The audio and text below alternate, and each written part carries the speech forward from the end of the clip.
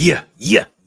This is your boy, Tone DeShields II, and you guys are locked in on your dose of Chalk It Up Sports, where no matter if we win or if we lose, we just got to charge it to the gang. I'm always grateful to be here with the beautiful people. You guys know who you are. You guys know who you be. Make sure you smash that like button. Make sure you guys are subscribed to the show. Make sure you guys hit that notification bell after you subscribe. If you like the vibes, if you like the energy, if you like how ecstatic, how passionate this thing gets, make sure you guys are on the right side of history. Hit that like button. Make sure you're subscribed to the show and make sure you guys hit that notification bell upon subscribing. Now, to all my people that are new, super grateful that you're here. I definitely don't take you for granted, right? And you got a lot of options. You could be anywhere else. You could be anywhere else in the world right now, but you decided to be here with the kid, and I appreciate that. So here at Chalk It Up Sports, we're giving you full passion, full analysis, full breakdowns of the Philadelphia Eagles. Every move they make, no matter how big, no matter how small, we're breaking down breaking news and rumors. We're making clever hypotheses. Whatever. What else we do? We're breaking down the draft class. Breaking down the draft class little by little. The 2024 draft class at that.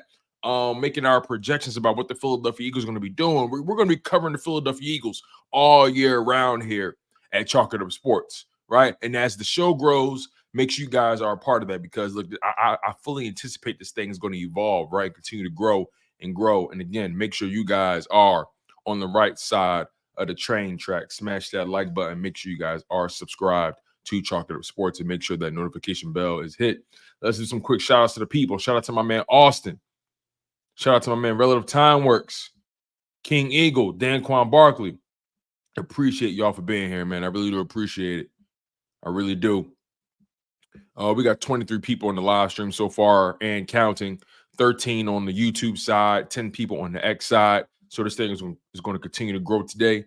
So yeah, I'm a little live earlier than probably what you guys expected. It's either been early afternoons, or it's kind of been late night for me. But I'm trying different things here.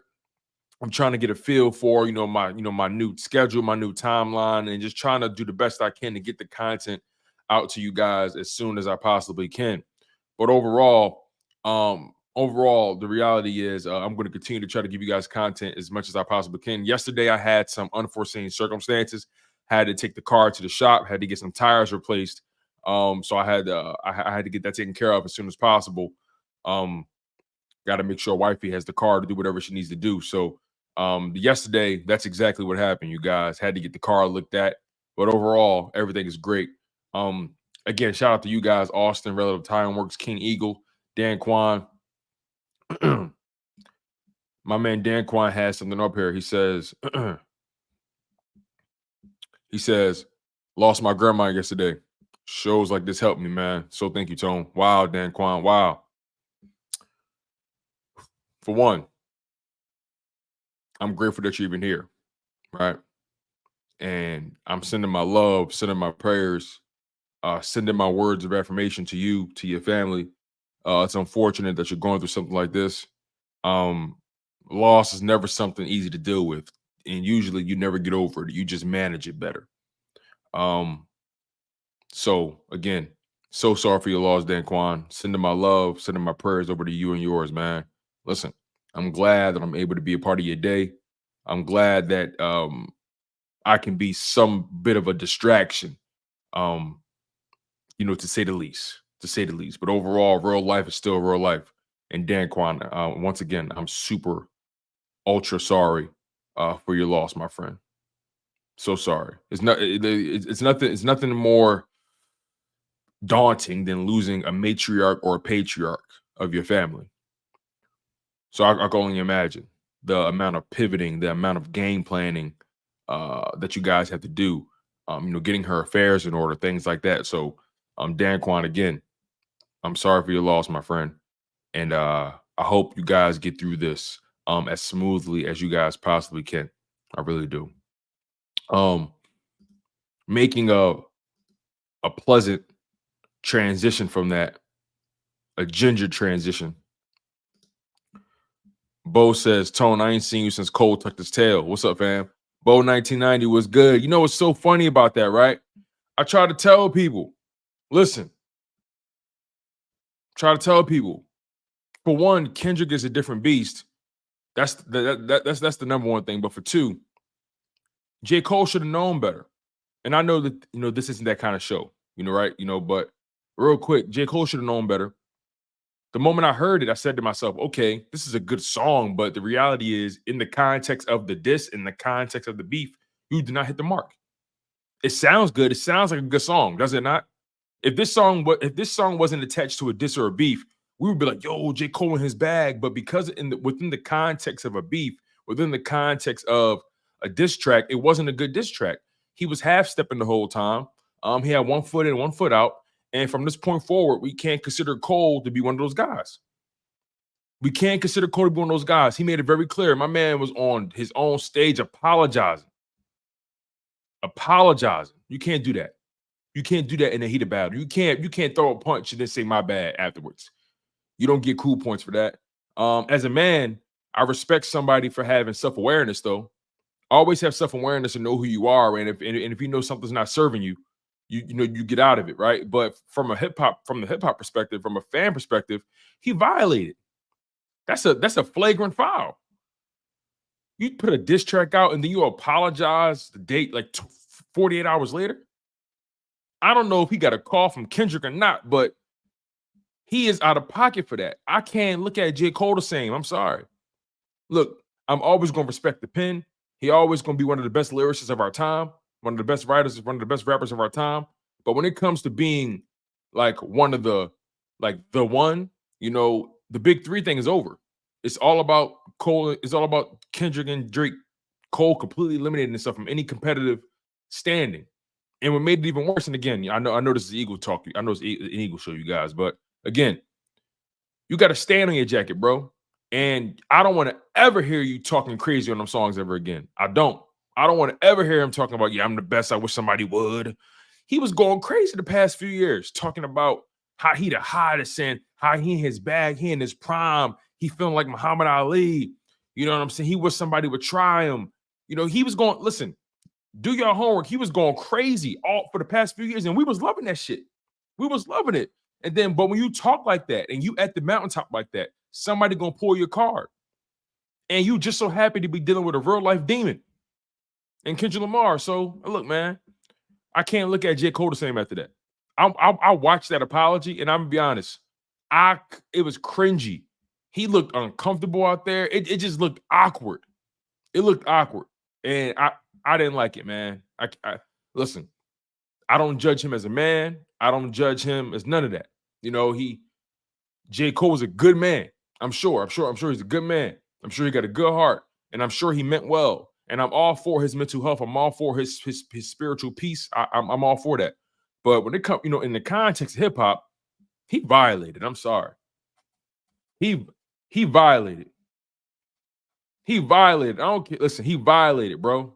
He violated. You don't apologize to somebody after you what? He violated, bro.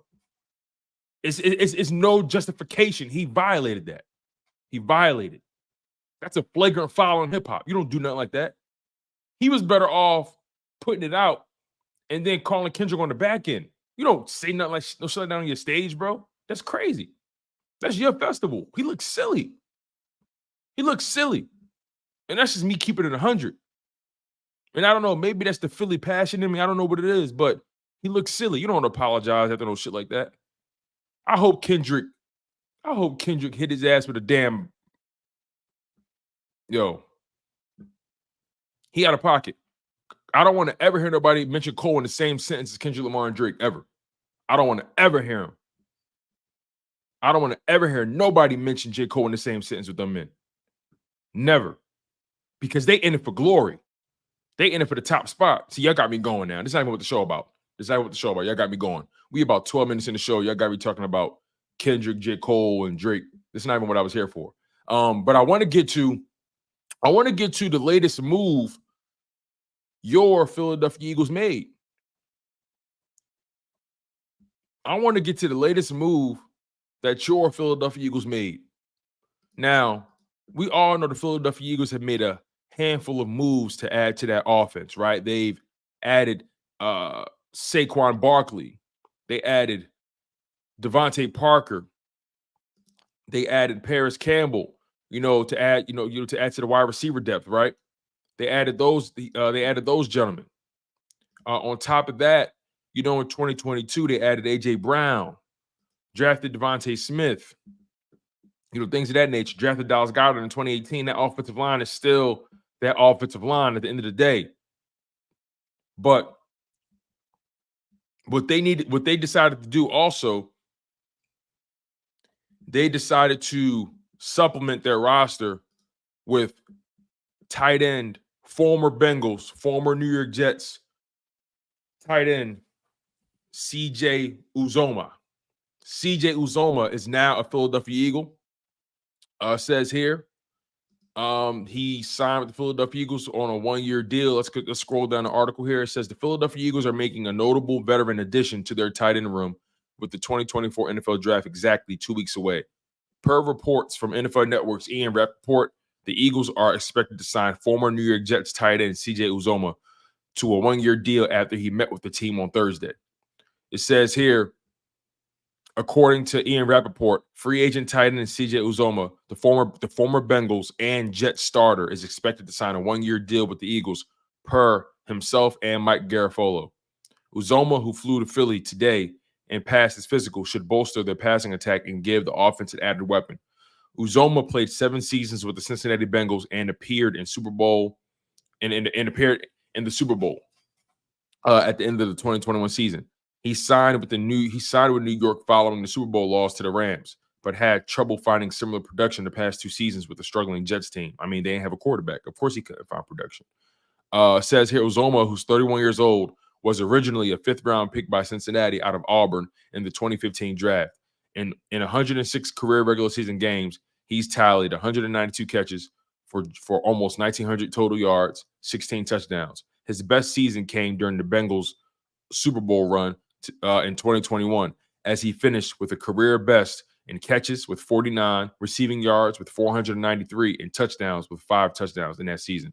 So here's the thing, right? When it comes to CJ Uzomah, you look at him and you say to yourself, okay, 6'5", 271 pounds, a big body at tight end. I would like to assume that with that kind of size, he can block, right? Went to the University of Auburn, drafted by the Bengals in the 5th round, played with the Bengals for, I want to say, 7 seasons, excuse me. Played with the Bengals for 7 seasons, played with the Jets for 2. Look, he's never been a high-volume guy. He's never been a high-volume target for the Bengals at any point in his career. His best year as a pro came in 2021, and that's across the Joe Burrow era. CJ Uzomah, look, what you get from him, he's not going to turn your offense around, but he definitely adds to the tight end depth that they needed. I think in the same vein, and just going through the tight end depth now, you got Goedert as your 1. They got Grant Calcaterra as the 2. Albert O. They got CJ Uzomah, Noah Togiai, EJ Jenkins. I'm not seeing Jack Stoll here for some reason. I don't know what that's about. I'm not seeing Jack Stoll on here. That's strange. But regardless, though, the tight end room needed depth. You don't really know how good Grant Calcaterra is or could be. He has a hard time staying healthy.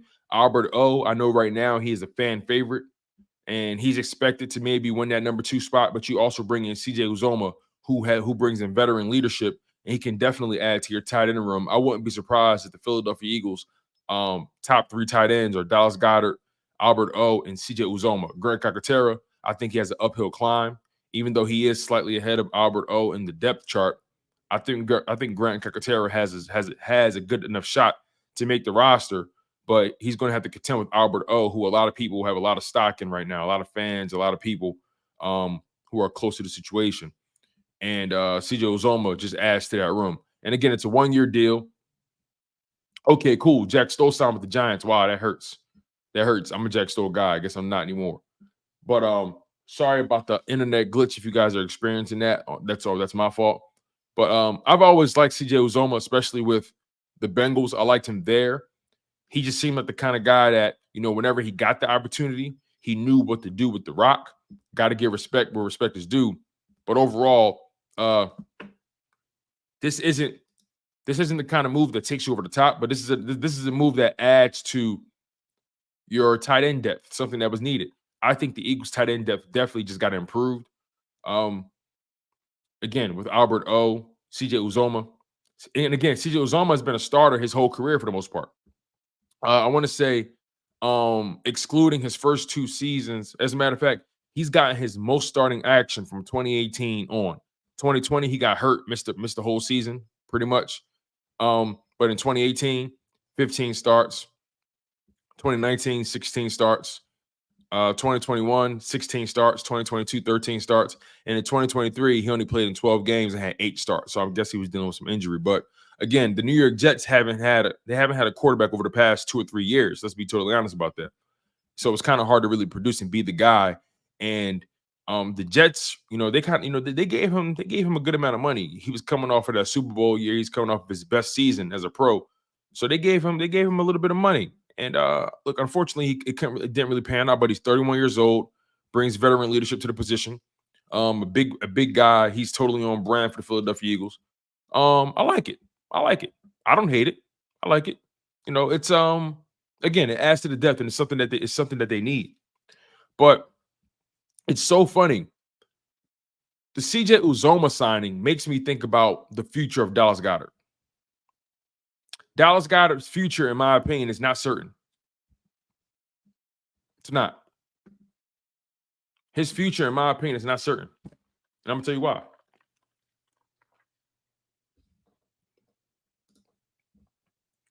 Dallas Goedert, listen to this.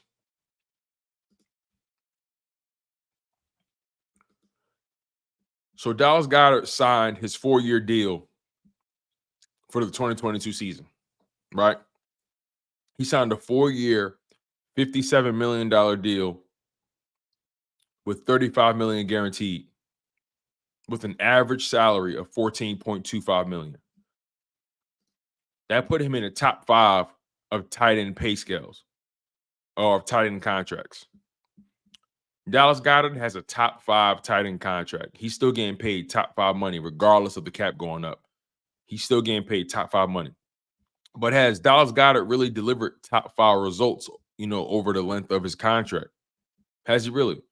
So the contract was to take effect in 2022, and he becomes a free agent in 2026. So 4 years, right? He's entering the 3rd year of the deal. Just to add some context, his cap hits aren't astronomical, by the way. Dallas Goedert has a $9 million cap hit with a 22.3 dead cap hit. And then that 22 million dead cap hit drops to 11 million in 2025. But here's the thing, right? Here's the thing. I like Dallas Goedert. I really do. I like Dallas Goedert. Hey, I ain't been live that long as Blunt. I've been live for about 20 minutes. But for anybody that's just popping in, we're addressing the Philadelphia Eagles signing former Cincinnati Bengal, former New York Jets tight end CJ Uzomah, who in my opinion could be a solid backup. I do like that. He could be a solid backup. He's been a starter primarily for his career. So that goes a long way with me. That goes a long way with me. But again, bringing CJ Uzomah in, it just kind of made me think about the Eagles tight end position as a whole. And look, of course, we're focused on the upcoming season. We're focused on the now. But the reality is, I don't know if the Philadelphia Eagles should even plan on re-signing Dallas Goedert when his contract comes to an end. I don't know if they should. And I'm not saying CJ Uzomah's the guy. I'm not saying that at all. But I think the Philadelphia Eagles should start thinking about life beyond Dallas Goedert, because his health is something that bothers me. It bothers me. Dallas Goedert's health is one of the most annoying arcs in his career because every time he starts to heat up, all of a sudden he gets hurt. It's this, it's that. I can't take it. Dallas, and look, I understand last year they really struggled getting him the ball. They really struggled getting Dallas Goedert involved. That's a hardcore fact. But 2022. Okay, let's just start here, right? 2020, 11 games played. 2022, 12 games. 2023, 14 games. I mean, come on. Come on.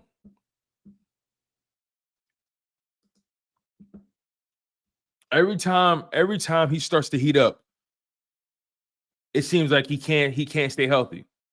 It's so frustrating because I look at Dallas Goedert and I say he clearly has top 5 talent at the position. He clearly has it. When you look at Dallas Goedert from top to bottom, pound for pound, it's no reason why he can't be considered one of the better tight ends in the league, one of the best. Now, obviously, Travis Kelce stands alone. And George Kittle is what he is. But like after that, I mean, I feel like Dallas Goedert should be competing at the very least for the 3rd spot. And right now, I see guys that are less talented than him, and they put up better seasons or they're more productive. And again, I mean, I do want to acknowledge the Philadelphia Eagles struggled to get him involved last year. But when they started to figure it out, this dude gets hurt. It's frustrating as a fan. So all I want to get across is, although Dallas Goedert is supremely talented, and you would hate for a guy like that to walk out the door, I'm watching him closely this season because after this year, that guarantee money is gone. After this season, that guarantee money is gone. I'm telling you that right now. If his average salary is 14.2 million, right? You multiply that by 3. What's that? What is that? 42? No. 14 for 28. Yeah, that's about 42.7 million. That's about 42.7 million, but only 35.1 is guaranteed. So again, after year 3, like he's on the last leg of his guaranteed money. And after this season, he's probably going to be looking for an extension, or he's going to be talking to the Eagles about, hey, what can we do? And I'm telling you right now, if he can't elevate his game, if he can't stay healthy, I promise you, the Eagles are going to lowball him, or they're going to let him walk. I promise you that. As of right now, Dallas Goedert has not helped his future contract discussions. He has not.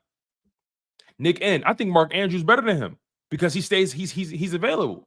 Now, obviously, Mark Andrews got hurt on the back end of this season, but he came back for the playoffs.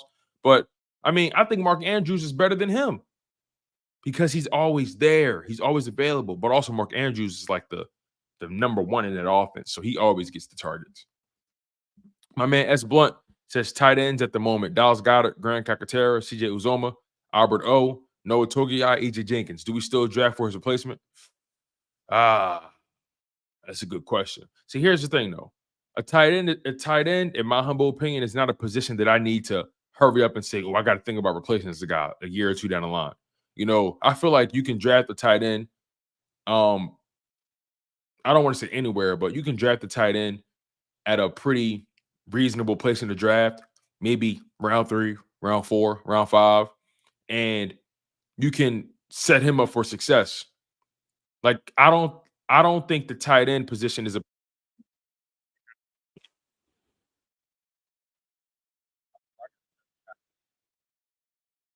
ends in 2 years, I'll have a guy on the roster. I don't think the tight end position is one of those positions where, you break your back trying to figure out how you're gonna replace it or figure it out. So I don't think they draft the tight end. I'll put it to you this way, as blunt. I don't think they start to look for his replacement in this draft. I don't think that's what they do. Um, I'll say this though. If Grant Calcaterra can continue to develop, I wouldn't be surprised if the Philadelphia Eagles try to lean on him for the future. Or if Albert O, right? How old is Albert O? Let me see. Albert O. Albert O, 25 years old. Hey, listen, I would not be surprised. And Albert O, he's 6'5, 258. Yeah, they like that. I wouldn't be surprised if the Philadelphia Eagles, try to offer Dallas Goedert something, a low ball offer, obviously, because he hasn't produced up to the contract.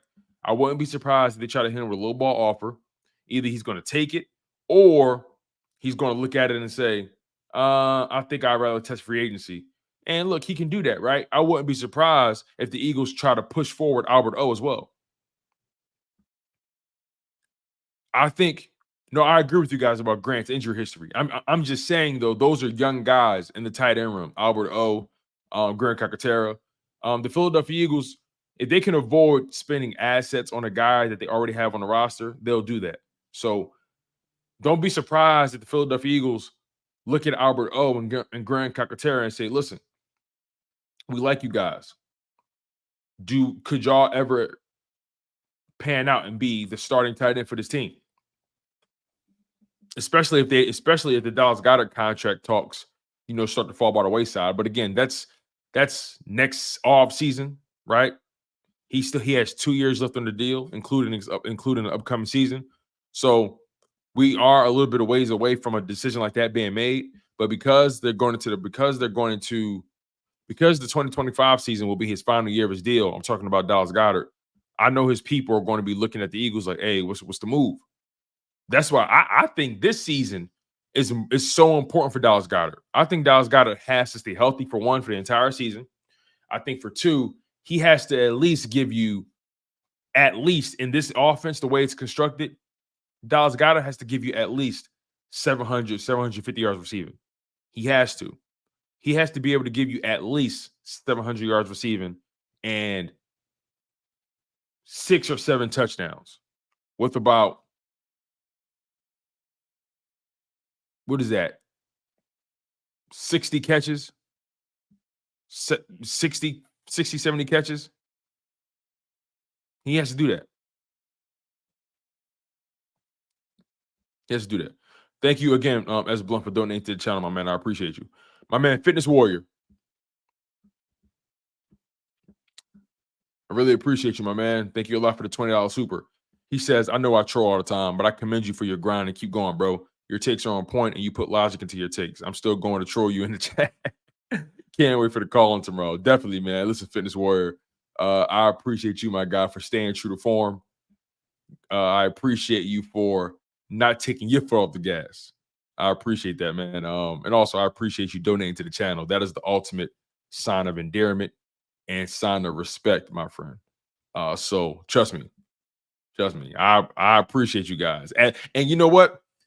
I respect a troll that wears a shirt that says I'm a troll.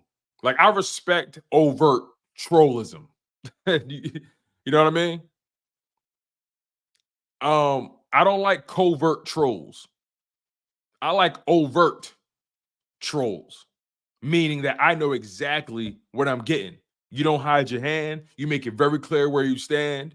And you say, listen, I'm a troll and I'm going to fuck with you. I respect overt trollism.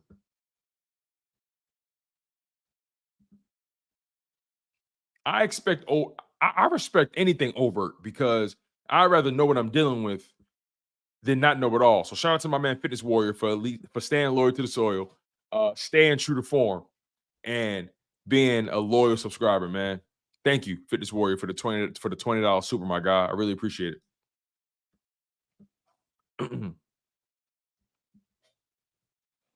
Philly 007 says, I think you're asking a lot out of him. As far as Dallas Goedert, it's let me ask you guys, is 700 yards, 6 touchdowns, and is 700 yards, 6 touchdowns on 60 catches a lot? Let me do some math, because his previous season, what did he do? So let me look at this.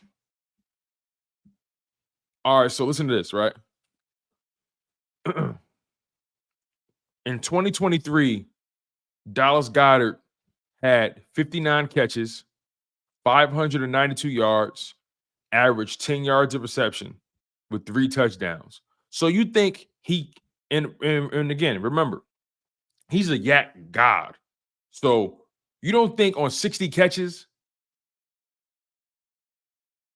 Another thing to keep in mind too. They was throwing him a lot of duds this year. So you don't think on 60, 65 catches, Dallas Goedert can get you 700 receiving yards?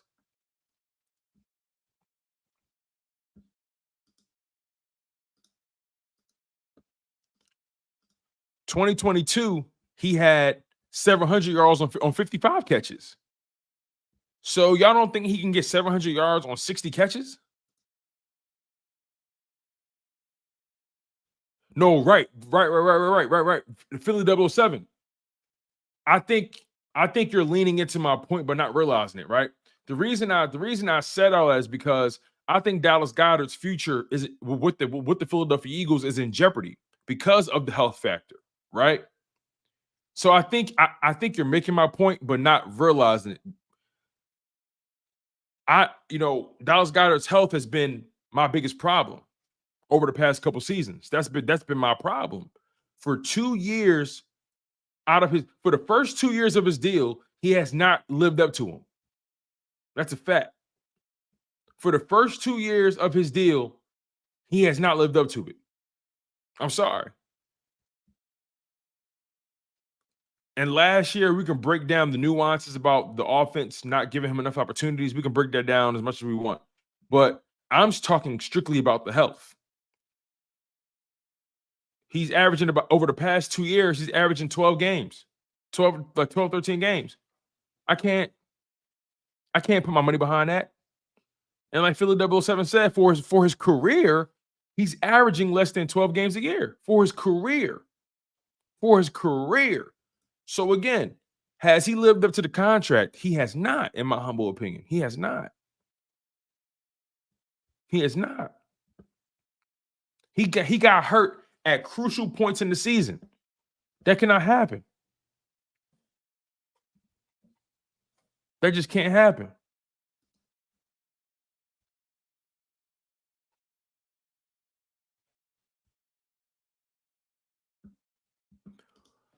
DC Trucker says the man got his arm broke. Stop it. I don't give a fuck. Shout out to my man DC Trucker. I appreciate you, brother. I don't give a fuck, bro. I don't care. Look at his career. He has he's staying in the nurse's office. It's an injury. Look, it's an injury. I hope I don't think I'm blaming him for his injuries. I don't blame anybody for their injuries. I hope y'all don't think I blame him for that. Because I don't. Yes, it's an injury. I'm not, first of all, I don't want you guys to get me confused here. I'm not saying Dallas Goedert is a player that whines. He complains about being this, that. No. If Dallas Goedert can go, he's going to go. I don't doubt his mentality. I don't doubt his work ethic. I don't doubt none of that. I don't doubt the mentality, the physicality. He's a dog when he's out there. That's a fact. He's a dog. Trust me. But guess what, DC? Guess what? Once again, he only played 12 or 13 games. And for his career, he's averaging 11 games played a season in a 17-game season. And back then, a 16-game season. And he's getting paid top 5 tight end money. I'm not blaming him for the injuries, but damn. The money, like, come on. And look, injuries are bad luck. And shout out to my man DC, right? I appreciate DC for adding to the show. I like some of his injuries are like, damn, that's fluky. I feel y'all on that. A lot of his injuries, every time they happen, you say to yourself, damn, really? You know, so he says, bruh, it's football. Anybody can get hurt. It's called bad luck. But guess what, right? But guess what? We're talking about him. We're talking about him. You know, I could talk about players that can't stay. I could talk about other guys, sure. But we're talking about him. We're talking about his contract. We're talking about his future, right? I'm a Dallas Goedert guy, but if he, when we need him most, it's like he's not there. So yeah, it is bad luck. And yes, anybody can get hurt. I don't dispute that at all. But him, Avonte Maddox, I don't question their talent. I question if they're going to show up for work. Like, for real. I question if they're going to be able to show up for work for 17 weeks. And I feel like that's a reasonable opinion to have. I think it's a reasonable opinion to have. You know, Devontae Smith, with all due respect to anybody else, Devontae Smith be getting cracked. I know y'all see it. Devontae Smith be getting cracked and only missed one game over the course of his 3-year career. He be getting cracked. Yo, tell me, listen, guys struck me down if I'm lying. Devontae Smith be getting wow. But he's there. Dallas Goedert, they be going after him too. But somehow, some way, he just always get he always just get injured. Like the Dallas game, right? The dude twisted his arm and fell on it, right? So I think he broke it. Like, what was it, dislocated or broke or something like that, the forearm. And then in 2022, I think when we played the Commanders, the dude face masked him, and I think he fumbled, right? And it was a dirty hit, something like that. But regardless, though, he does have bad luck. Dallas Goedert definitely has bad luck. You know, he still is a talented player when healthy. So that's why I said what I said earlier, that if Dallas Goedert is going to try to have some leg to stand on in his future contract negotiations, because he is entering the 3rd year of that 4-year deal, the guarantee money will be gone after this season. I wouldn't be surprised if his representation tries to get things rolling with the Philadelphia Eagles as far as negotiations. I wouldn't be surprised if they start doing that as soon as this season ends. And then that begs the question, will he play ball with the Philadelphia Eagles offer later down the line, or will he try to say that he's worth more? So it's different ways to look at it. And again, that's like 2 years down the line. So I know a lot of you guys are like, damn, Tone, can we stay in the now? I feel you. But it's the offseason, and we have to have foresight. And we got to get creative with how we break this thing down here. And Nick N., you raised a good question. Is there a possibility that Dallas Goedert could ever be traded, especially when he enters the contract year in 2025? It's possible. It's possible, but with the injury history, and you never really know.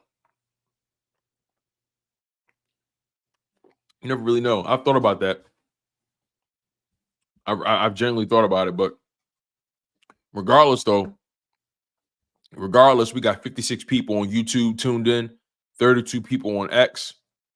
Shout out to my YouTube family, my X family, My Facebook family, make sure you guys smash that like button. Really appreciate you guys. So yeah, if you guys are just rolling in, we started the show out talking about the Philadelphia Eagles signing New York Jets, former New York Jet and former Cincinnati Bengals tight end CJ Uzomah on a 1-year deal. It says here the Philadelphia Eagles are making a notable veteran addition to their tight end room with the 2024 NFL Draft exactly 2 weeks away.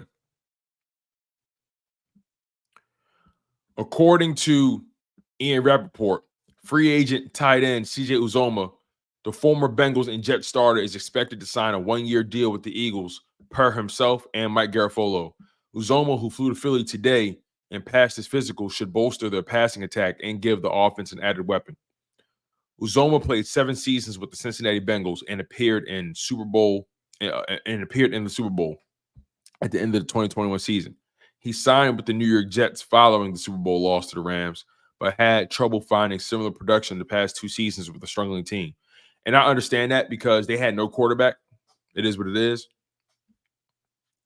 But it says here Uzomah, who's 31, was originally a 5th-round pick by Cincinnati out of Auburn in the 2015 draft.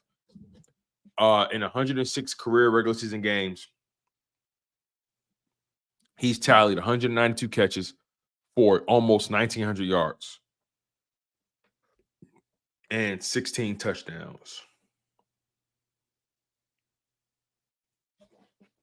On top of that, his best season came during the Bengals' run to the Super Bowl in 2021 as he finished with a career best in catches with 49 receptions, receiving yards with 493, and 5 touchdowns in that season.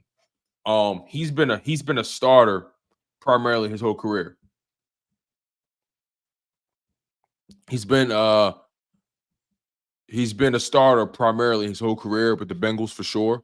He was a starter with the Jets. I think he had an injury towards the end of the season with the Jets, if I'm not mistaken. But again, he's a guy that has starting experience. He's a true veteran in this league. A big dude. When it comes to the measurables, 6'5", 271 pounds, 31 years old. So overall, CJ Uzomah, he's never been a high volume guy.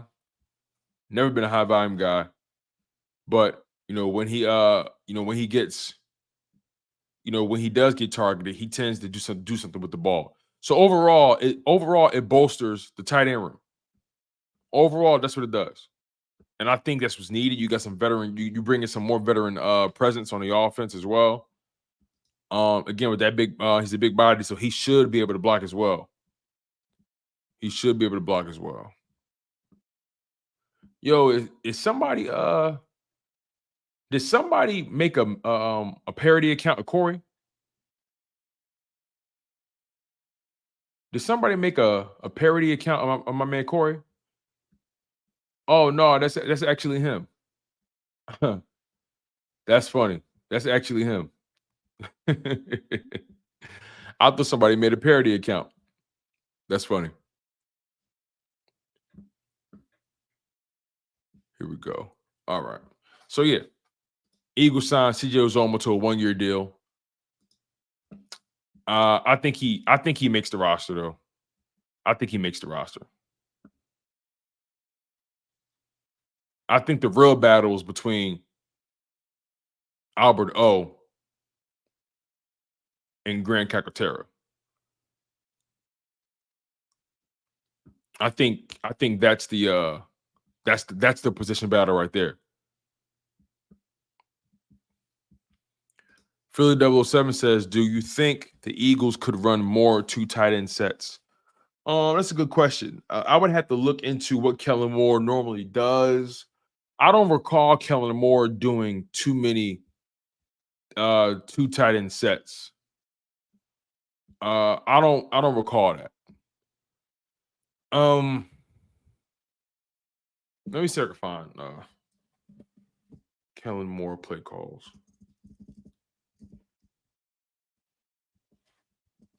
Let me see.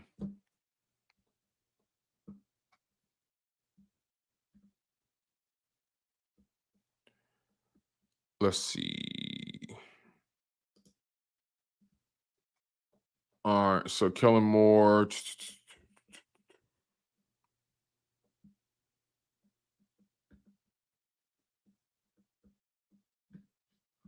Yeah, I don't know. I gotta look into the formations he uses.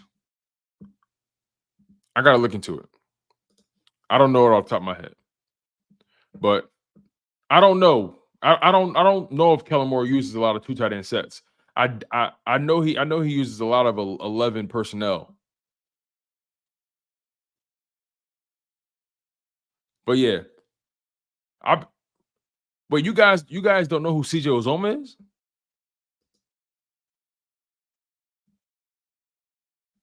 Wait, really? I've always liked CJ Uzomah with the Bengals. He obviously was a better Bengal than a Jet, but CJ Uzomah, he got hands. He has hands. He catches the ball.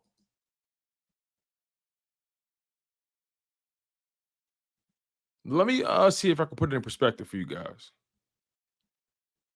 Let me see if I can put this in perspective a little bit. I'm going to bring up CJ Uzomah's numbers.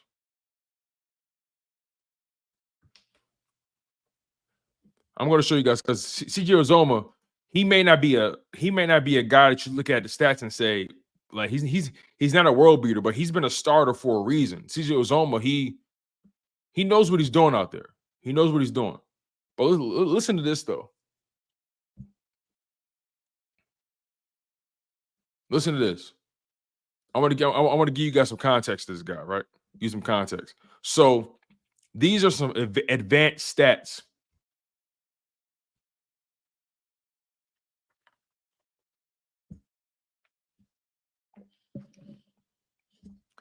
Here are some advanced stats for CJ Uzomah, right?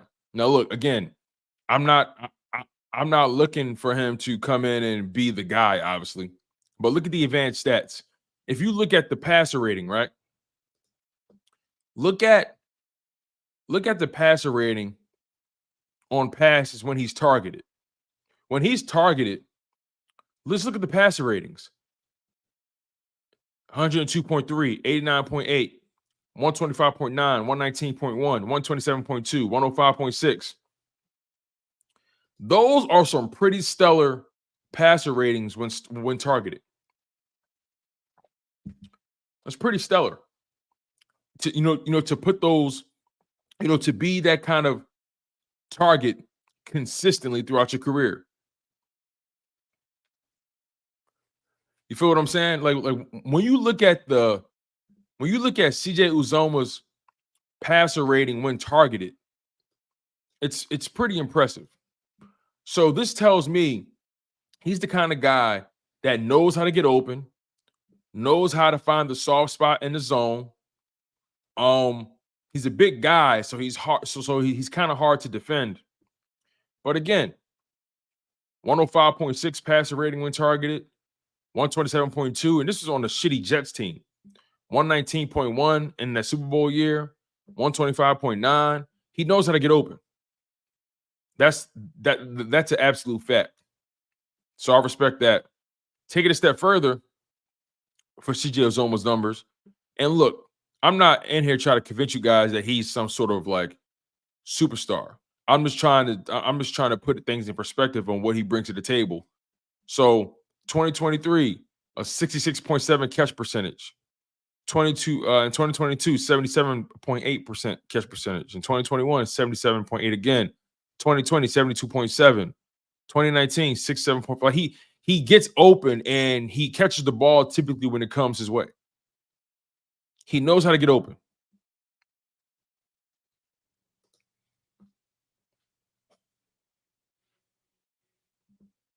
He can get open for sure.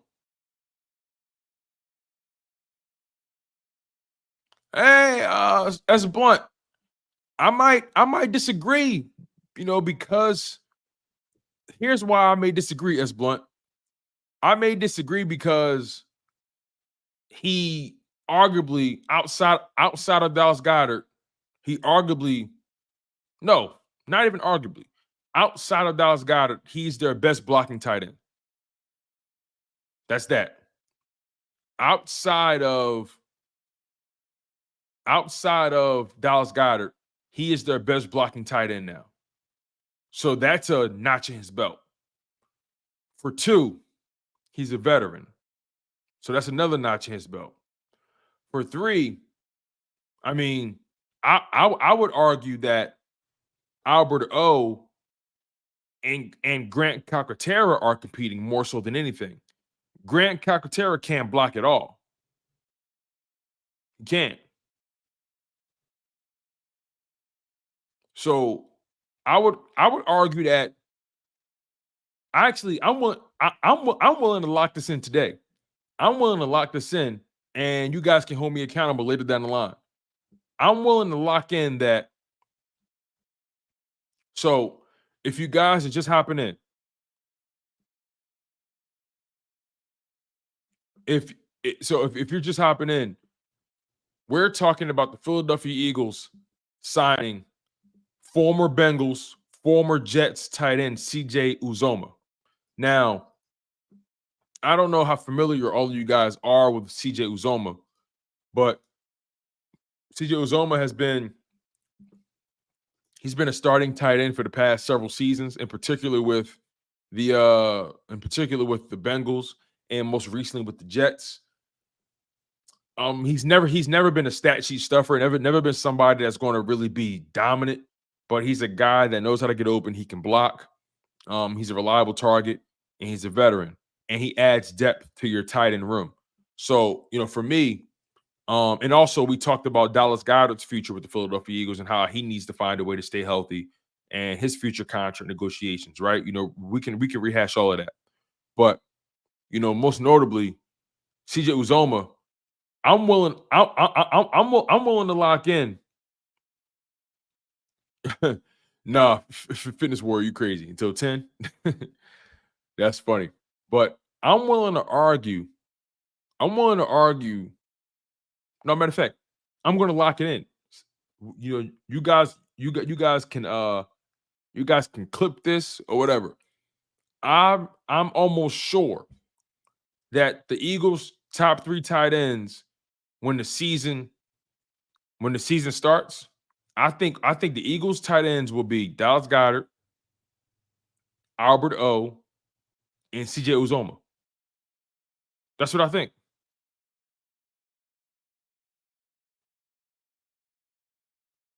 I definitely think that. And look, could Grant Calcaterra change the narrative? Absolutely. But overall, and look, Lambaroo, I'm glad you brought that up again.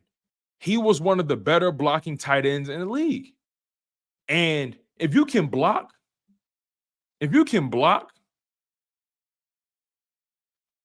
that goes further than anything. If you can block,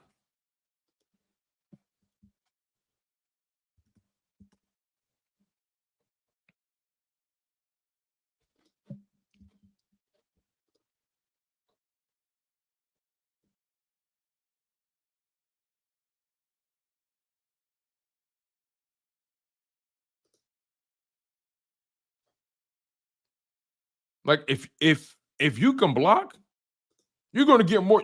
You're going to get more time than anybody who can't. Think about it like this.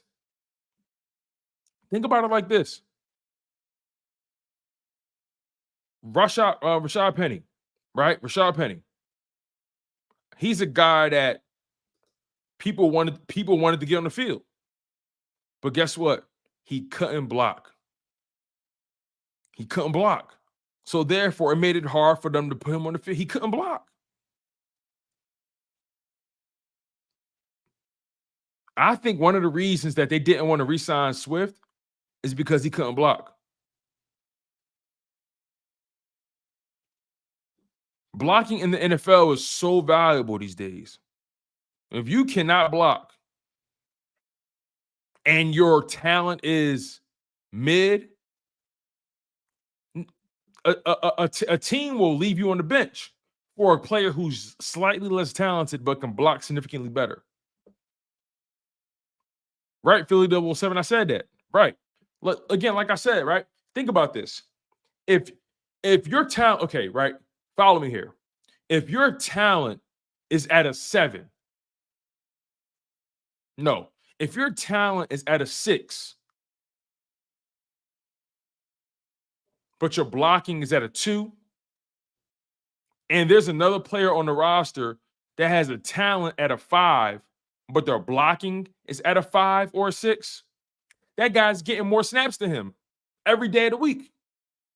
Every day of the week. If you have a running back on you, if you got 2 running backs on your roster, and one running back has a talent level of 7 and a blocking level of 3, and you got another running back behind him that has a talent level of 6 and a blocking level of a 4 or a 5, they're giving the reps to the guy with slightly lesser talent, but significantly more blocking ability. I mean, that's what I would do. So I think CJ Uzomah's value is also the blocking that he provides in the run game in particular, which is why I think he makes this roster if he can stay healthy and prove that he's serviceable at least in the passing game. Grant Calcaterra, he's small, and I don't know how good his blocking can ever be. Granted, Devontae Smith is a small guy, but he blocks well. But overall, I think I like the move. I've always liked CJ Uzomah with the Bengals. So I don't have anything bad to say about him. Again, I always knew what he was. I know exactly what they're getting. So I'm not looking at him saying like, oh wow, like why are we hyping up this move? I don't, and again, I wouldn't even think I'm hyping it up. I think I'm just acknowledging what he brings to the table. A lot of you may find people who will shit on the move, and that's entirely up to them. But for me, I like the move. I definitely like the move. But then it always goes back to my man, Philly Eagles fan, the defense. That defense needs some work. That defense needs work.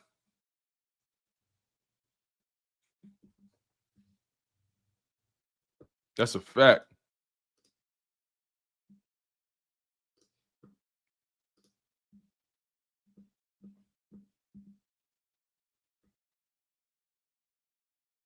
That defense needs work.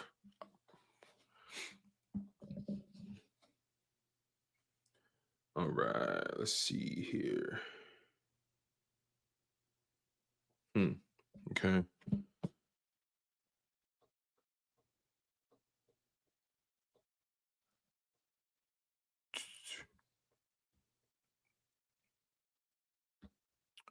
All right, where was I? All right. So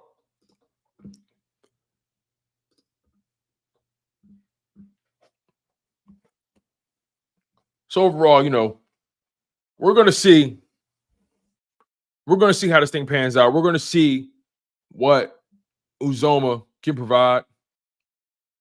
Well, here's the thing, right? Let me pull up the so I'm going to pull up the latest depth chart for the Philadelphia Eagles. Let me pull it up to add context to what we're talking about here. King Eagle, what's funny? I love this take, by the way. I love this take. But let me say this, right?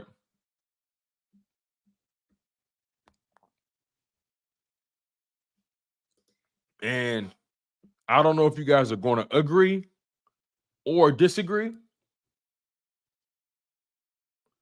but hear me out on this. King Eagle says, why do people think defense is a luxury? It's a necessity. Listen to this. The NFL is telling you defense is a luxury. They're telling you that.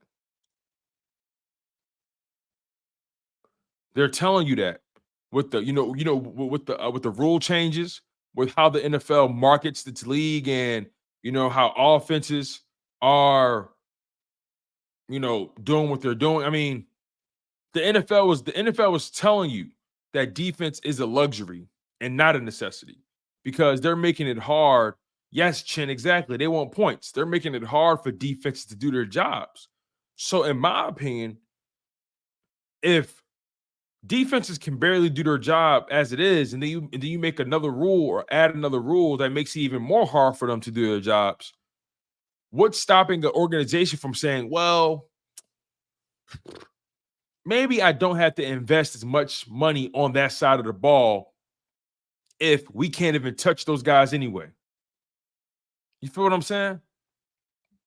If I'm if I'm an organization and I'm trying to scope out where the league is and where it's going, do you still invest as much money on the defense as you used to when you know the league isn't allowing your defense to play at an elite level? When you know the league isn't allowing your defense to play at a lockdown level? If I'm a GM or owner of a team, why would I put more money in that side of the ball if I know they're not letting me touch those guys anyway? If I can't even play real defense, why would I put that kind of money over there? I would much rather put the money on the offense and I'll much rather put the money on offense, make sure I got an A+ offense, and at the very least have a C+ B- defense. That's just what it is. Nick N, another great point by you. Great point, Nick. I love where we're going with this. He says, with that said, Tone, points scored has gone down over the past 3 years. I love that point. You want to know why? Because it's explaining that listen, do you guys think it's a coincidence that as points have gone down, the league is all of a sudden trying to change a rule for the defense? You think that's a coincidence, Nick? They want to say, oh, it's about player health. They don't give a fuck about player health. Is the NFL shitting me? The NFL don't care about player health. They do not. They're going to sit there and tell you, hey, we're changing this rule because it's a detriment to player health. Really? You care about players' health. You care about the longevity of players' health. Then why don't they have lifetime health care? Why don't they all get access to the pension and the benefits upon retirement? Right? NFL players should not have to pay for health care for the rest of their life. But you guys care about their health by changing the rule on defense. That's bullshit, and I ain't rolling with that. I'm willing to argue, to my man Nick Point, I'm willing to say maybe that hip drop tackle rule, maybe they're making it harder for the defense because scoring has went down a little bit, and they don't want to affect their bottom line. And look, money is money. Business is business. Do you?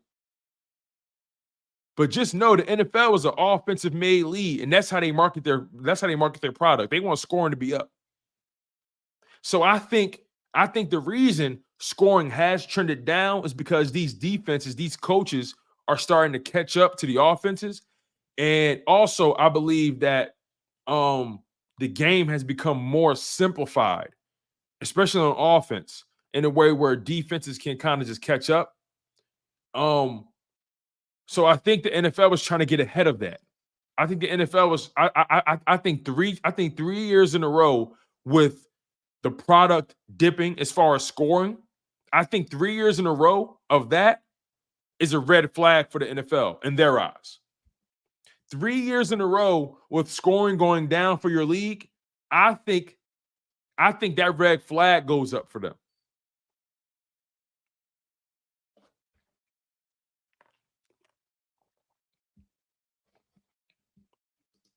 My man, Old Town Road. Listen, I've been saying it for the past 3 years.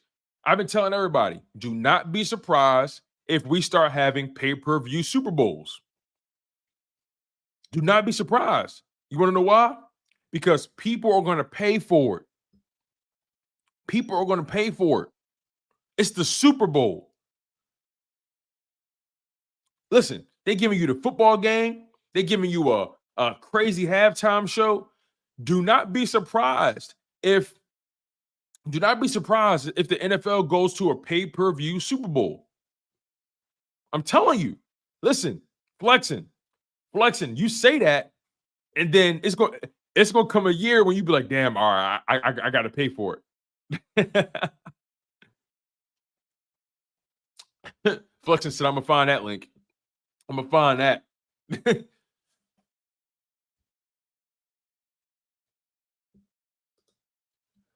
Fitness Warrior says, Tone, did you really think the NFL would let Deshaun Watson in Brazil? Oh my God.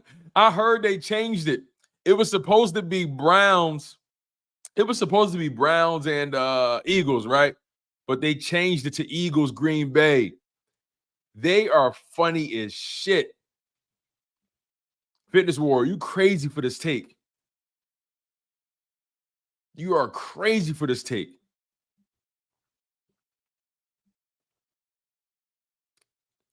Them Brazilian massages probably go crazy. Oh, man. Oh, man. But yeah, you know, I'm telling you, at the end of the day, think about what the NFL's been doing. Just think about it. Pay attention to every move. Pay attention. Thursday Night Football has now been picked up by Amazon Prime. So in order to watch Thursday Night Football, you got to have a Prime membership. So, okay, that's that. Streaming. Now, playoff games are airing on Peacock. Streaming. They've always had Sunday Ticket and Red Zone and NFL Plus. They've always had all that kind of stuff, right? But you're seeing the product slowly starting to build up paywalls. Paywalls for the NFL are slowly starting to take effect. And guess what? People are still watching. People are still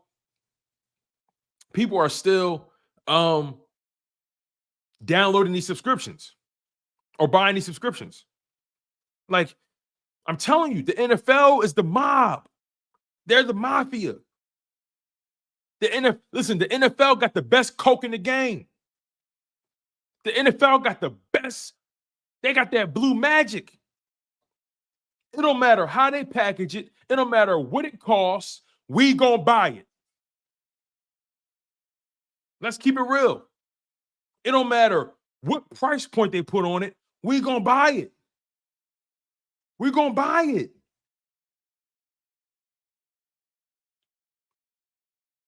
Let's keep it real, y'all.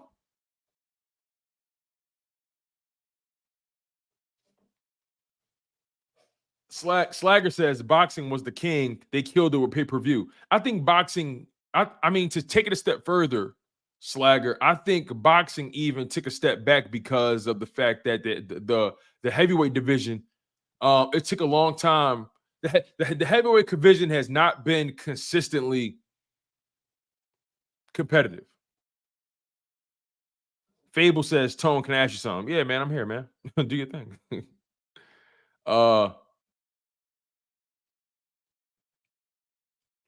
He says, what do you think of Cooper DeJean? I think he's a safety. Fable. I think Cooper DeJean is a safety. I think he's a safety. And I think his career could be extended if he plays safety. I don't want him at corner. He's too big, a little too stiff. He has speed, has athleticism, he has the ball skills, but he has great presence in the zone concepts. But I think he's a better. I think he will be better served as a safety. When I see Cooper DeJean, I see a safety. I don't see a corner. I don't see a corner when I look at Cooper DeJean. I see a safety. I see a Harrison Smith type. I'm trying to think who else. Yeah, that's what I see.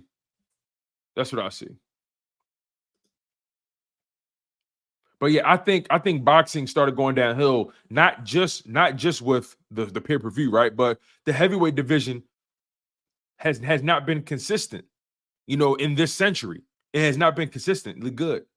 And you got too much money involved now where you got guys ducking guys, you got promoters, and it's just a mess.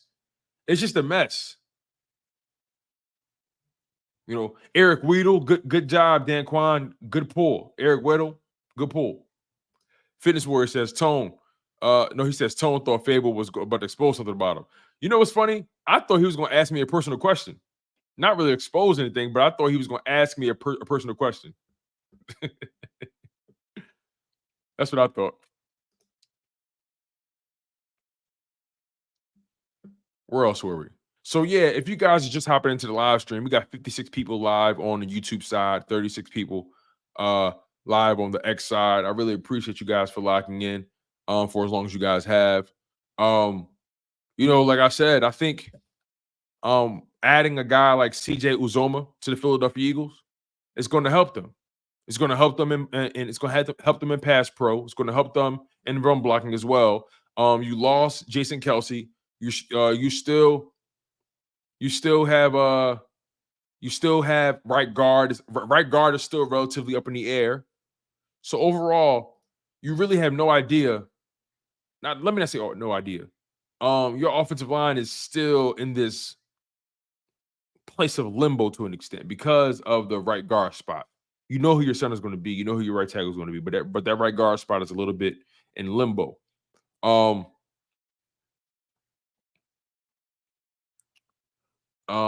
They are. Let me see something. As Blunt says, Tone, not sure if you already discussed, but Eagles are hosting an upcoming top 30 visit with Alabama corner Kool-Aid McKinstry. Okay, you know what's so crazy? He wasn't on their list at first, so that must be a new ad. That must be a new addition, I mean. That must be a new addition. Hey, that's cool, man. That's cool. Michael Kerman says, Tone, Steen is coming for the right guard spot. I agree. I think the right guard spot is definitely Tyler Steen's to lose. That's what I think. I'll admit though, I do have boxers that I do like though. I like Elijah Garcia. He's a young guy, up and coming. I like Elijah Garcia. I like Jerron Boots Ennis. It's so funny. Me and Jerron Ennis went to high school together. Me and Jerron Ennis went to the same high school. I was a class ahead of him. I was when I was a senior, he was a junior. Things like that. So yeah, I got a lot of love for Jerron Ennis. Cool dude.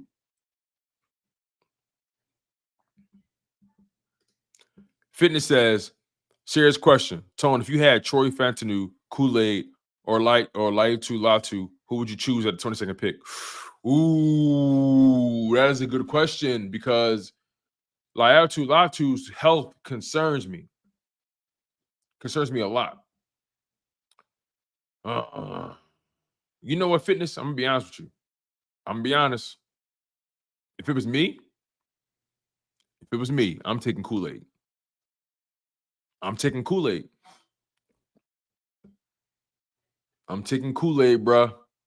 Sorry, man. That's Latu's injury is that when you got a neck injury, that shit scares me. Neck injuries scare me. I'm sorry. They make me the hell nervous. So I'm taking Kool-Aid. And as far as Troy Fantanu goes, I can get an old lineman somewhere later down the line. So I'm definitely going to Kool-Aid.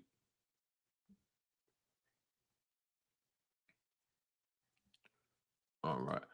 Flexing and Stepping says, what high school you went to, Tone? I went to WB Saul. I went to Saul High School. That's where I went. I went to WB Saul High School of Agricultural Sciences.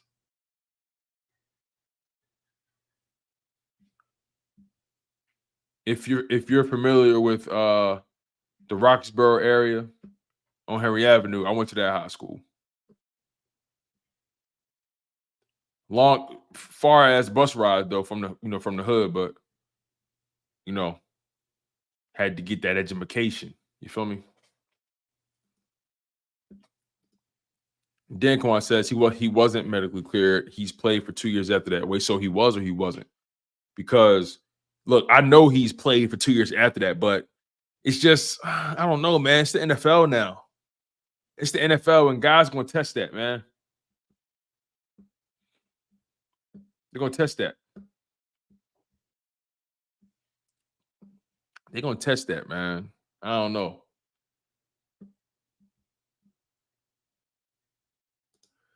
As Blunt says, Latu scares me that he won't last beyond his rookie deal. Right, exactly, man. Exactly. But look, speaking of these prospects, right? Let's get to some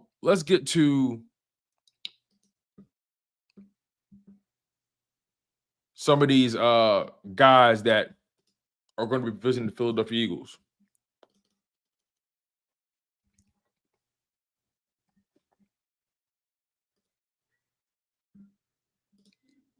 Let's get back to what we were doing the other day, right? The Philadelphia Eagles. Here we go. Hold on.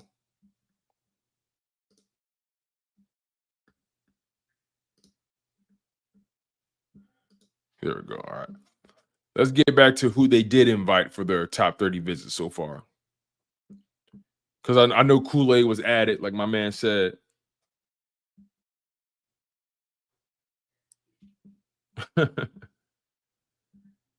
Ty Banks was good.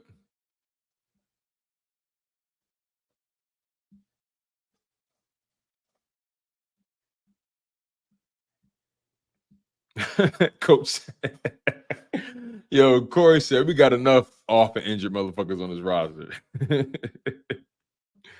I dig it, man. For sure.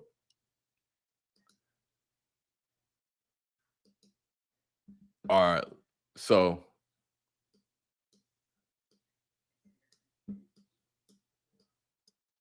all right. So we're going to read the draft profiles of a handful of players. Right. So if you guys have been here for the show on Tuesday and Monday, we've been going over the players or the draft prospects that the Philadelphia Eagles have invited to the building for visits. So yesterday we did Laiatu. I mean, not yesterday. On Tuesday we did Laiatu Latu, Marshawn Nealand. We already did Chop Robinson and Edgerrin Cooper, and then we skipped over to Jalen Ford. So today we're going to read linebacker Trevin Wallace out of Kentucky, DB Cooper DeJean out of Iowa, cornerback Andrew Phillips out of Kentucky, and cornerback DeCamerion Richardson out of Mississippi State. So we're going to read the profiles of these four gentlemen, these four prospects. And then my man Fitness Warrior mentioned a guy named Johnny Wilson. I don't think I'm familiar with him, but I'll look. So where was I? Trevin Wallace. NFL Draft Buzz. Let's do that. All right. Trevin Wallace.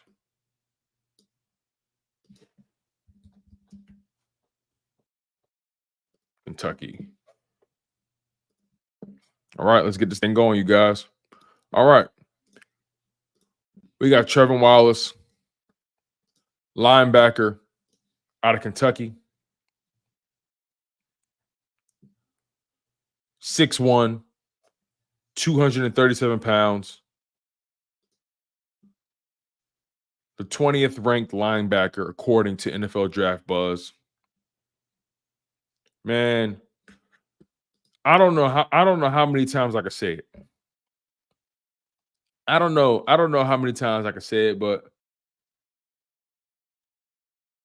these linebackers, they literally just keep getting shorter and shorter and shorter. This shit is insane. Yo, coach said pull up the chat GPT stats. That's hilarious. All right. Trevor Wallace. All right, let's see what's going on with this thing, man. All right. They consider him to be a multi-role linebacker. He ran a 4.5 40, which is really impressive. 21 years old, participated in the Senior Bowl, had a 1.6 10-yard split, a 127-inch broad jump, 37.5-inch vertical, had a pretty average bench press with 20 reps, wingspan 79 2/8 of an inch. So he has a long wingspan, has moderate arms. Look, man, he's a small dude. This is N'Kobe Dean reincarnated. He's a small dude, man. I'm cool. I'm cool with this. Wow. ESPN has him at a ESPN 24/7 Sports and Rivals.com had him at a 4-star prospect. Draft projection is undrafted free agent. Yeah, I'm not reaching for this guy. They don't even got a draft profile for him. They don't even got a profile for this guy.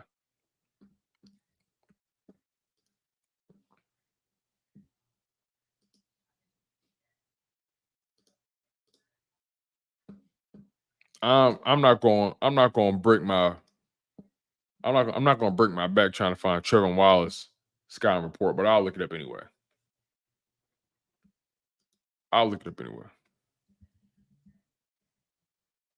Give me a second, y'all.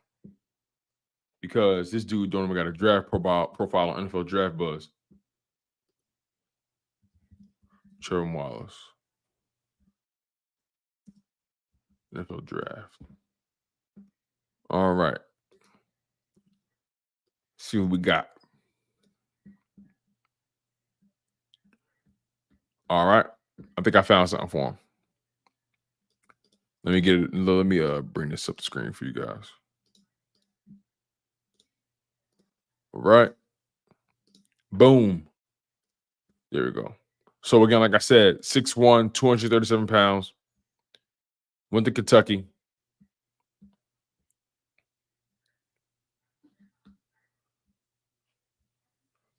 According to Lance Zierlein, who's an NFL analyst, he says height, weight, speed prospect with explosive physical traits, but major issues with consistency.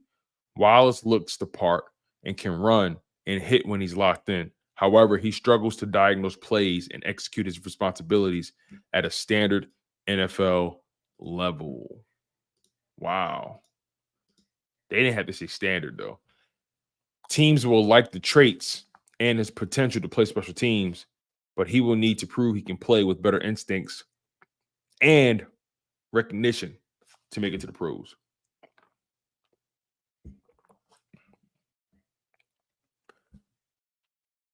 Trevor Wallace, his strengths include being an explosive athlete, rangy with good chase down, gallop to the sideline, burst and change of direction, make him a toolsy rusher.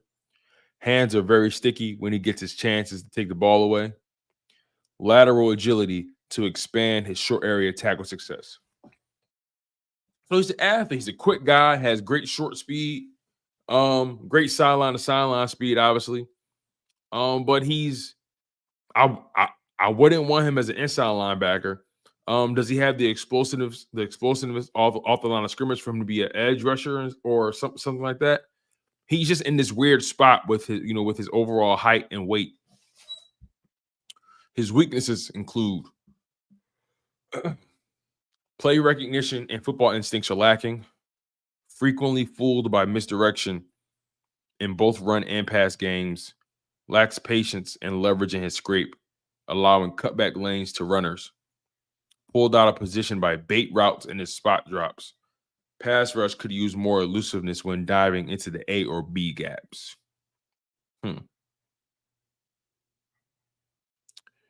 Yeah, I mean, Trevor Wallace doesn't really impress me.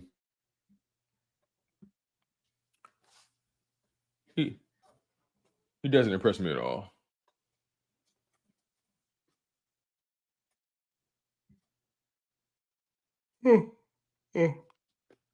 Yeah, I'm not rolling with it. All right, the next guy we have up, Cooper DeJean. Cooper DeJean, where are you, buddy? Cooper DeJean out of Iowa. Let's pull his information up.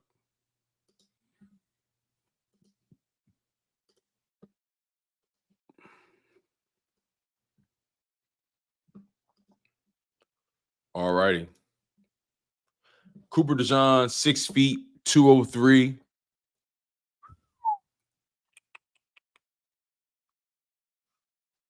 They have him as an outside zone corner. Ran a 4.5 40, which is mediocre. He did that at that wasn't at his pro day. He did that at another time. But he ran a 4.5 40.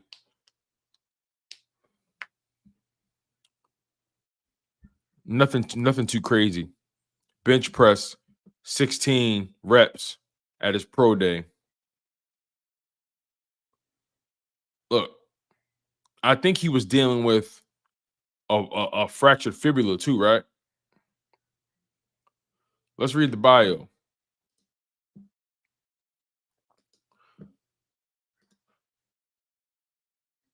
It says, when it comes to Cooper DeJean, DB out of Iowa, a dynamic presence in Iowa secondary, Cooper DeJean emerged from Battle Creek Ida Grove High School as a highly touted recruit, earning a 3-star rating from ESPN and a 4-star grade from 24/7 Sports. After joining Iowa, his trajectory has been impressive. In his freshman year in 2021, Cooper DeJean saw limited action but still managed 2 tackles over 11 snaps. His sophomore year marked a significant leap, playing in 12 games with 57 tackles, 11 assists, 22 stops, 5 pass breakups, and 4 interceptions, alongside a quarterback rating when targeted of 55.6. His junior year further solidified his prowess with 30 tackles, 7 assists, 10 stops, 3 pass breakups, 2 interceptions, and an outstanding quarterback rating when targeted of 40.6 over 10 games. His accolades include being a finalist for the Bronco Nagorski Trophy and Jim Thorpe Award, and achieving consensus All-American status in 2023. Now, here are his strengths.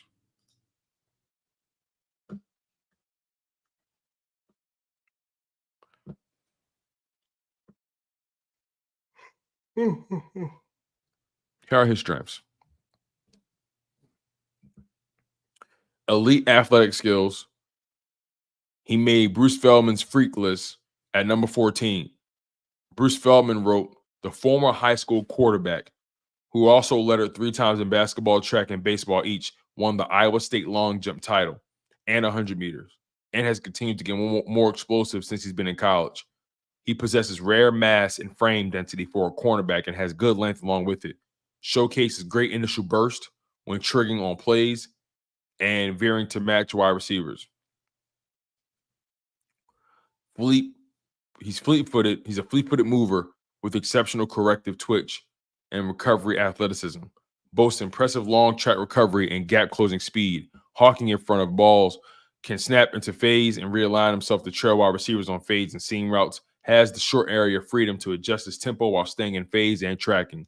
Extremely natural zone defender with a smooth back pedal and fluid corrective field. With disciplined technique, size, and short area mobility, he can play the slot or boundary. Scouting report for his weaknesses now. So says here, Cooper DeJean sometimes loses his balance when sinking to match whip and out routes. Muscle-bound frame prevents him from fully sinking and redirecting on occasion. Doesn't quite have elite fluidity and hip freedom, experiencing 180-degree delays. At times, he can better channel recovery speed out of transitions to close gaps. Occasional wasted motion in press man can tug him too far off the line and open space. While his position versatility may be viewed as an asset, it may lead to him being viewed more as a safety rather than a pure corner.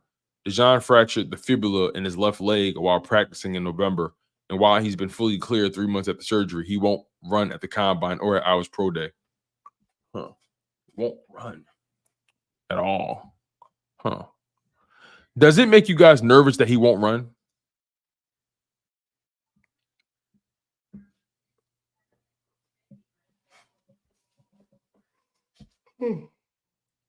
Does it make you guys nervous that he won't run?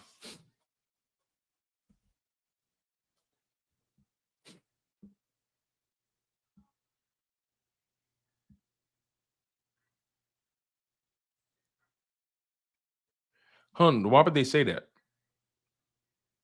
But was that at his pro day though? Because it's saying he didn't run to the pro day.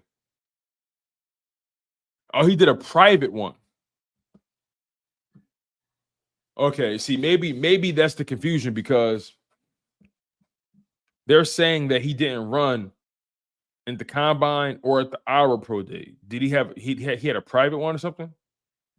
Okay. Let's see. This was updated. Okay, yeah, this was updated March 20th. So let me see. I got you guys. I got it. Got you. Shout out to Chad, man. But look, I like Cooper DeJohn.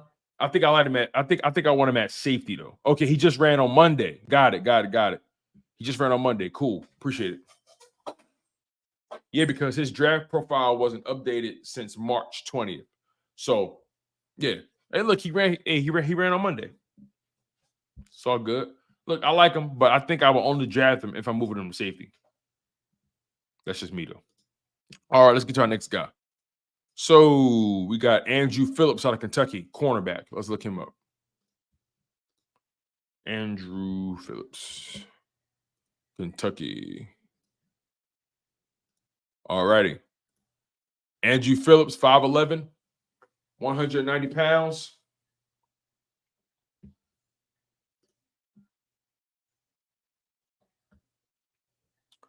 Dual role zone cornerback. Oh, this guy's an athlete for real.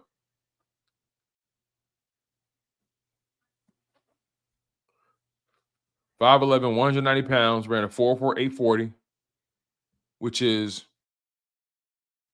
I guess, average, slightly above average for the position, for the role, for his size. A 42-inch vertical, 135-inch broad jump. Here's the thing, though. Although he had the 4.4 840, he had a 1.51 10-yard split, meaning his acceleration is insane.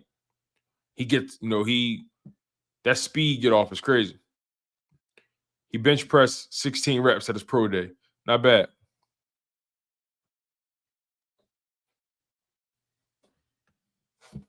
Not bad at all.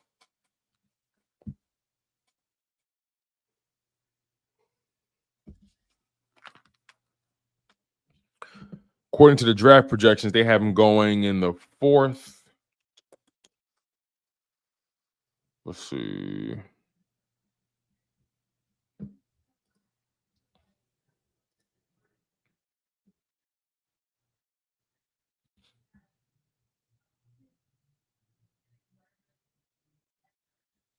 Okay, Andrew Phillips, corner out of Kentucky. Here are his strengths.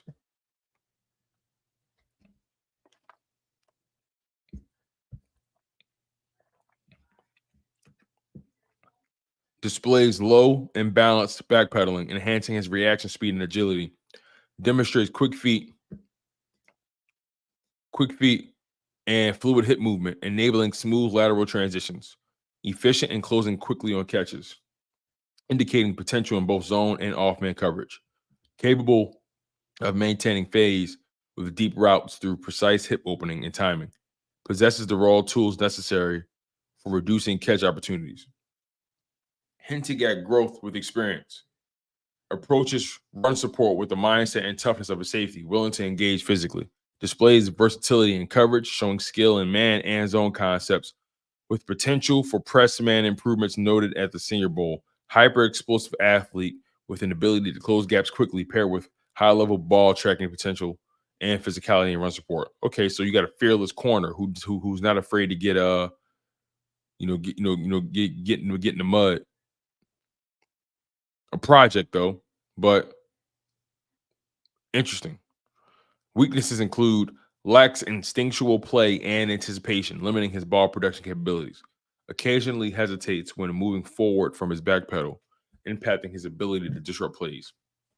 Struggles with effectively navigating through complex route combinations. At times can be overpowered by larger receivers in downfield contests. Prone to overrunning his target as a tackler in space, reflecting a need for improved tackling technique. Huh. How do you guys feel about this guy? Andrew Phillips.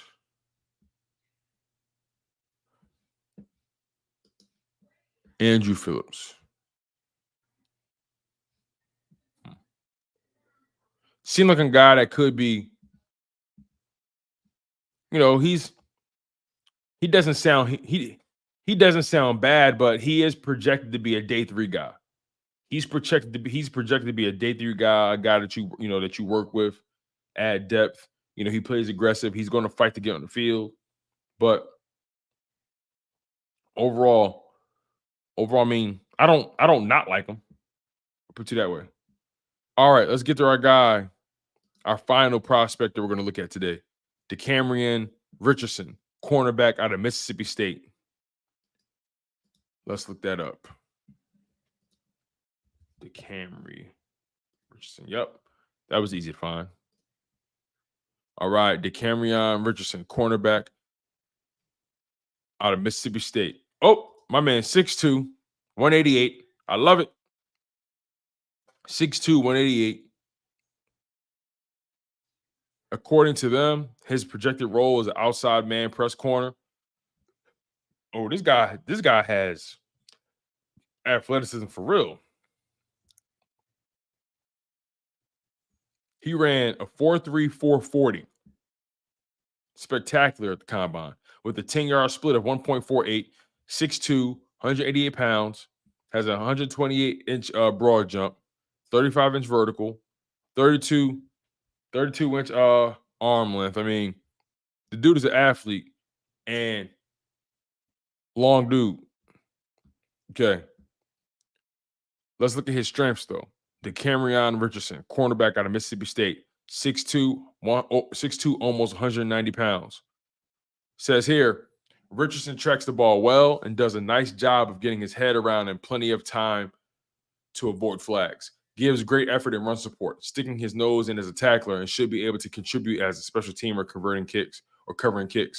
Has good ball skills to locate and attack the ball in the air. Great on route recognition and has a click and close ability.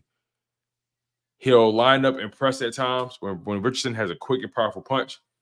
His ball skills are good and he plays with an extremely confident and competitive demeanor. Rare hand-eye coordination and ability, vision, and third gear to make a living in the return game. Effective out of the slot, showing the instincts and quickness to mirror when the receiver has a two-way go. Richardson has good instincts and awareness when playing off, showing good route recognition and anticipation when breaking on the ball. And his weaknesses. He's a little bit tight and straight line-ish as an athlete, and Richardson struggles when he has to mirror quickness. Inconsistent getting off blocks, can be a step slow to react when a quarterback comes back to his side of the field late in progression. Receivers can armbar downfield to create separation. He's too often caught peeking in the backfield and gives the ground on double moves. So this is all coachable stuff, right? This is, I mean, outside of the stiffness, right? But this is coachable stuff, right? Helping him improve those instincts, helping him improve the ability to get off the block. On top of that, not allowing receivers to get him out of position, especially when they stem the route and they try to stack him.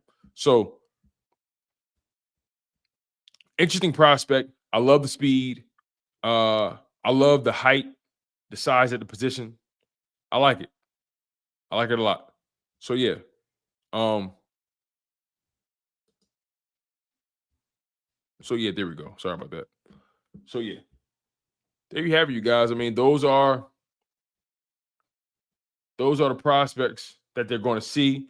I think my man S. Blunt said that they're looking at Kool-Aid McKinstry as well. I think that's the rub. Okay, yeah, it says Alabama cornerback Kool-Aid McKinstry has a top 30 visit schedule with the Eagles. Okay. All right, so we'll see how that goes. Let's see.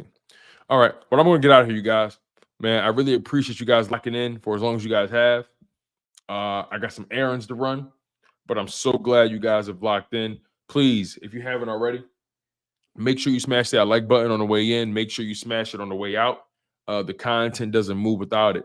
Also, wanted to do a quick shout out to my people who donated today. My man, Fitness Warrior, with the $20 super chat. Thank you so much for always staying true to form, my guy. I appreciate you. And shout out to my man, my OG, S Blunt, with the $4.99 super. Thank you so much, my man. I really appreciate it. I do not take that for granted either. So, shout out to all the other people as well in the live stream too. Y'all are fire individuals, and I always appreciate y'all insight. And that's a fact. So I'm gonna get out of here. Smash that like button. Make sure you guys do subscribe to the show, and also make sure you guys hit that notification bell. I've been your host, Tone DeShields II, and you guys have been locked in on Chalk It Up Sports, where no matter if we win or if we lose, we just got to charge it to the game.